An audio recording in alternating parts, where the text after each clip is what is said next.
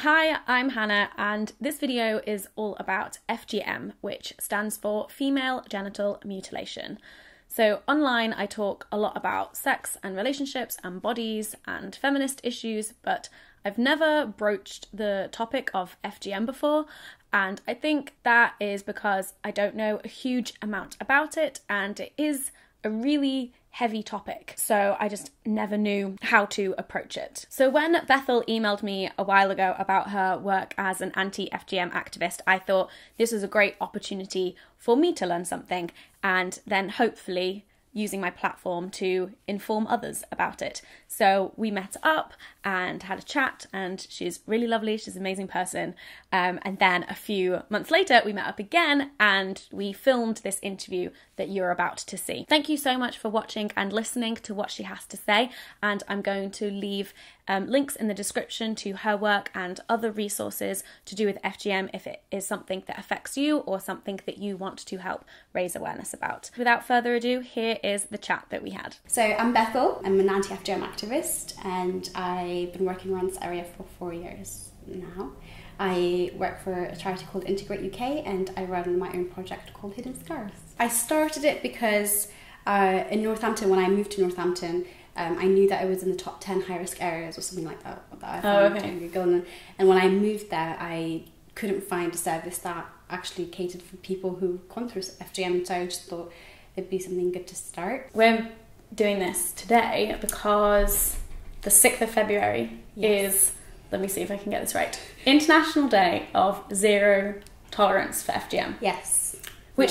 What is FGM? We should probably define that. FGM is female genital mutilation. It's defined by the World Health Organization as the partial or total removal of the external parts of the female genitalia for non-medical reasons. One of the things that stood out to me when I was reading some of the links and stuff that you sent me was that there's no religious reasons for it as well. It's not in any religious texts, and so it is this kind of social and cultural tradition. It's really hard to actually trace it back, but some scientists or historians or whatever have tried to trace it back, and it's been traced back to the 5th century BC. So it's really deeply rooted in the culture of the communities. I think when people think of FGM, they're like, oh, that's something that happens in Africa somewhere. But actually it's happening here in the UK as well.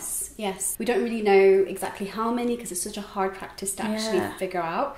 But we do have some reason to believe that happens in the UK. It's quite hard to actually prove that it's happened unless the child grows up and says, yes, it's happened and whatever, but it would be recorded as historic abuse. But because people know that it's illegal now in most countries, they are doing it as young as babies, weeks old, because they believe that, you know, it would heal them, they wouldn't remember it, so and they wouldn't.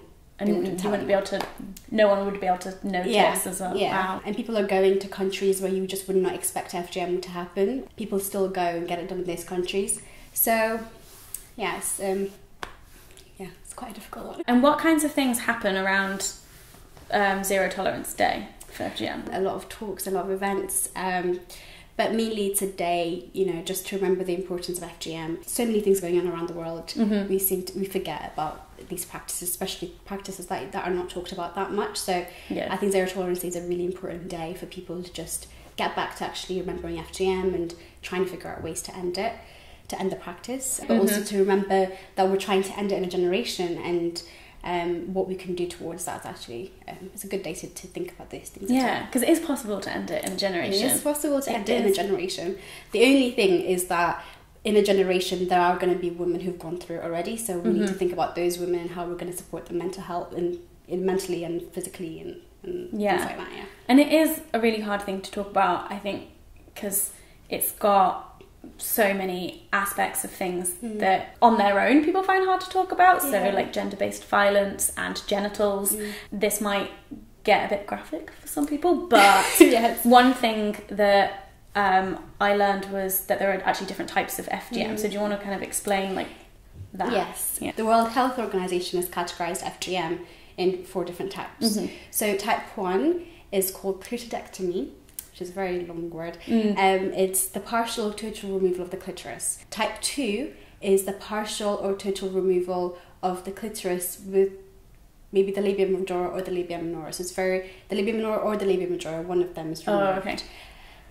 Type 3 is the partial or total removal of the clitoris, the partial or total removal of the labia minora and the labia majora, and anything that's sort of left is sewn up and sort of stitched, and there's a very small hole left for the girl to be able to urinate, to have sex, menstruation, everything. Yeah, and that makes a lot of those things very painful, because obviously it's such a small opening. Yeah, that causes so many problems, cysts, infections. And type 4 is anything else, so piercings, pulling, pricking. So in some countries they encourage pulling your labias because they believe that's more attractive to men. That's so interesting, because obviously like in like the northwestern hemisphere it's like, no, tiny labia is what's attractive. It's interesting because we see people going for cosmetic surgery for labiaplasty and things like that. That I find really interesting, because how do you distinguish between...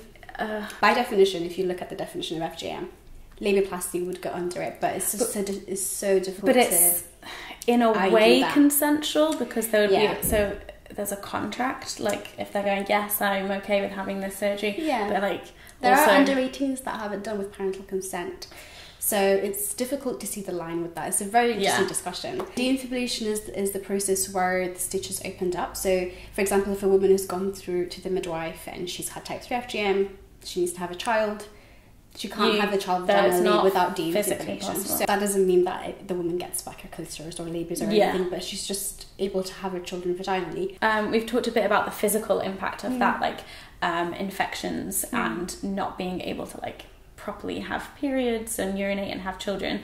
But what about like the mental health implications of that, and like the emotional side effects? I think deinfibulation is something that we don't really talk about, because when a woman has lived with her body that's been infibulated for so many years, and it's just something that she's used to, even though deinfibulation is the best thing for her, mentally it must be really hard for her to accept that that's her new body. So you know, in some cases we hear women say that when they feel open, they don't feel like they're women anymore. Maybe their husbands complain or something like that. So it's a really difficult process to handle, like to just get your mind around. I think a lot of girls are already know, so like maybe their mum tells them they've gone through this, but they just have no idea what it means or what it means for them, for their children, for their partners. They're like aware they're different, but not entirely sure how. And like, so they know it's a thing that they have done, they have gone through, but they just don't know how it's going to impact them. And I think that's a really scary space to be in. I would find that really uncomfortable, because I just wouldn't know how to handle it. There's also a procedure called clitoral reconstruction.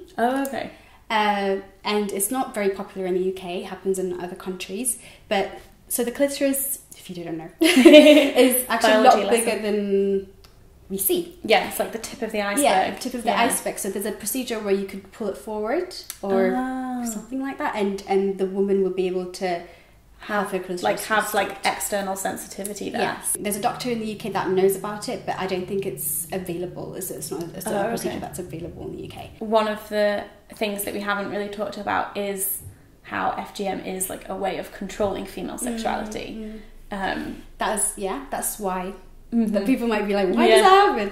Yeah, one of the main reasons that happens is to control women's sexuality. There's also other reasons, you know, family honor, hygiene. People believe it's more hygienic to have, which it isn't. Which it isn't.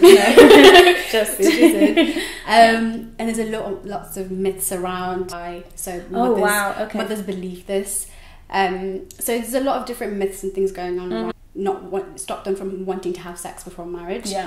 They don't think about the after marriage part. It's going to be like impossible or really painful. Yes, very painful for some people. In some communities, the men horrible thing. It's a really horrible thing to think about, but also can't imagine how painful it is for the woman. Another part of FGM, a really dark side, is a lot of girls die from this practice.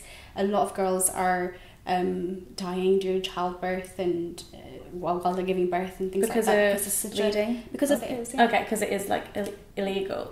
Like globally, I guess it is. Internationally, but a lot of the equipment that they use isn't necessarily clean and sterilised, and they might use the same equipment on different girls, and so there's a lot of risk of HIV and other infections. So in that sense, when you're giving birth, and all of these things are still real problems. But then, especially in the UK. Yeah, so in the UK, I think it's really important to distribute some safeguarding information around FGM within your school, within your hospital, within your, if you know there's a local group, important to support them. So you could be an account, raise awareness around FGM. Yeah. So I think that's really key as well. Amazing, thank you. Thank you. I'm going to leave all of you all for coming on my channel and sharing her knowledge with us. Like I said, links in the description to her work and further resources. And do spread the message about FGM. Every little helps when it comes to ending this. Bye.